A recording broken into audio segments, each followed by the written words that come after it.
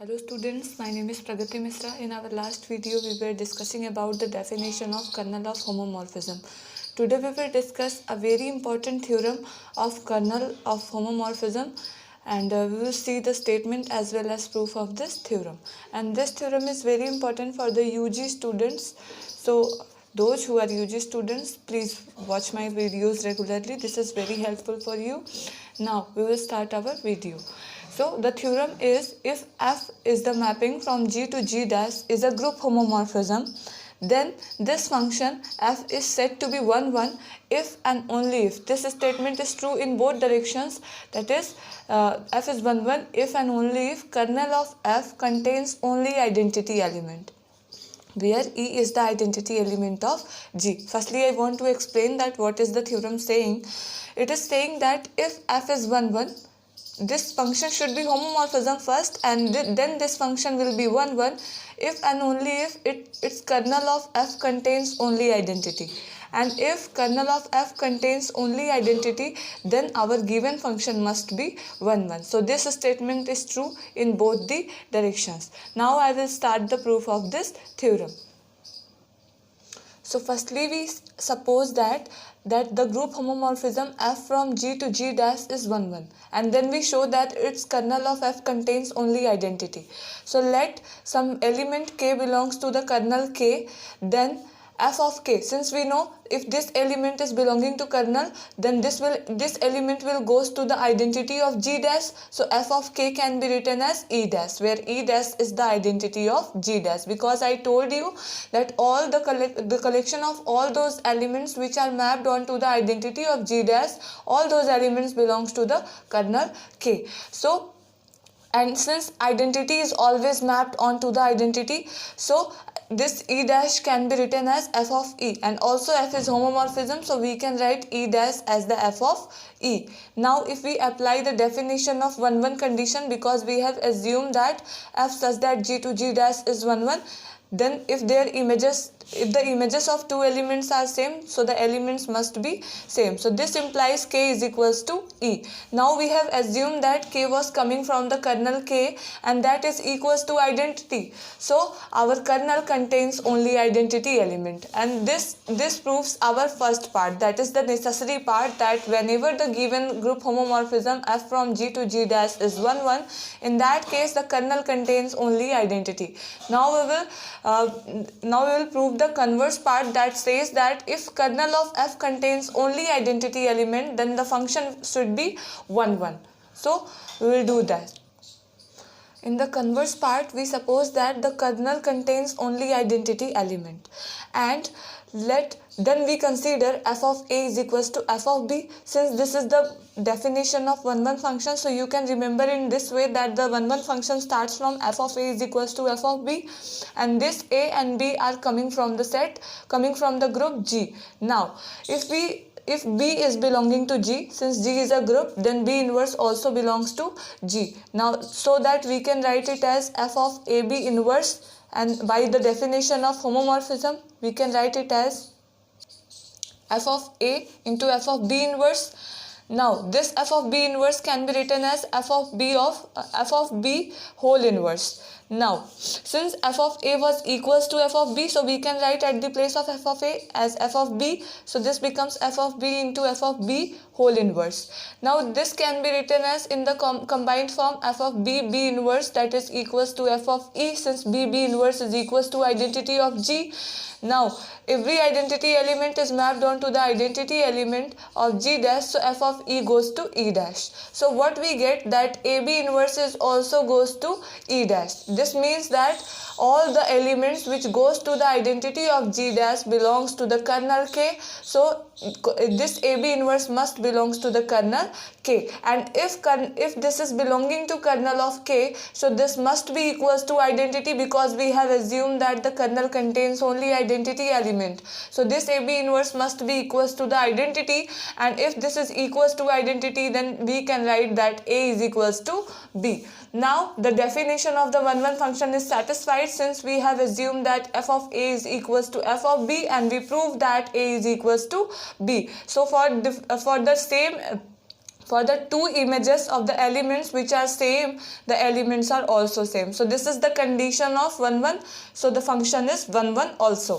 So we have proved the theorem that whenever the function is 1 1, the kernel of f contains only identity element, and if kernel of f contains only identity element, the function should be 1 1 always. So I hope you understand the proof of this theorem. Now we will do some examples of isomorphisms which are left in my previous videos.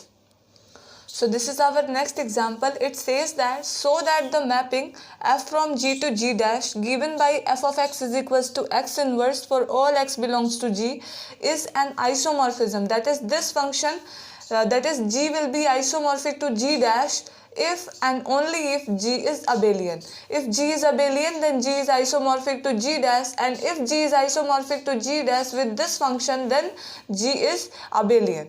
So we have proved this example. We have to prove this example, and I am going to prove that so that you will understand it clearly. And this is very important example for your exam, so you should understand it. So in order to prove this example, firstly we assume that let G be an abelian group, then we have to prove that with this function, the function f, then G will be isomorphic to G dash with this function.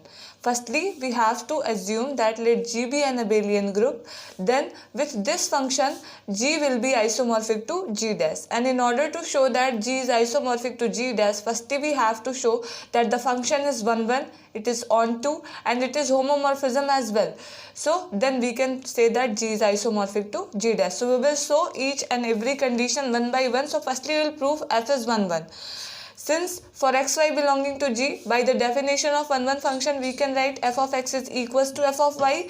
Then by using this function, we can write it as x inverse is equals to y inverse. If we take again the inverse of the both elements again, then we get x inverse whole inverse is equals to y inverse whole inverse. This becomes x, this becomes y.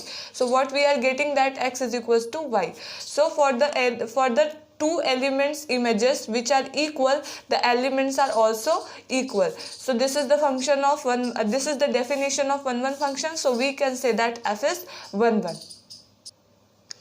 Since we were defining the mapping from G to G, that is, the function was defined from G to G, so every element of G has its unique inverse in G. If we take any element in G, then its unique inverse belongs to the G also. So f of G is equals to G. Also we can say that the image of G under f is again G. So this function is onto also. So now we have to prove that the function is group homomorphism also. So we consider two elements from G. So f of xy becomes by the given function, since f of x was equals to x inverse. So f of xy becomes xy whole inverse. Now by using the reversal rule, we can write it as y inverse into x inverse. This is also known as Sock-Schuh property. So if we write it, then this is f of y and this is f of x. So this can be written as f of y into f of x. But at the start of the theorem, at the start of the proof, we have assumed that G was abelian. So if G is abelian, then f of y into f of x can be written as f of x into f of y. So this function is homomorphism also. Thus, f is homomorphism. Students, you can see here that if we assume G as non-abelian group, then this function never forms the homomorphism condition, and in that case G will never be isomorphic to G. So we have to remember that G should be abelian for such type of functions. Then only this function, this group G will be isomorphic to G dash. So I hope you understand. So this function is homomorphism. Therefore, F is an isomorphism.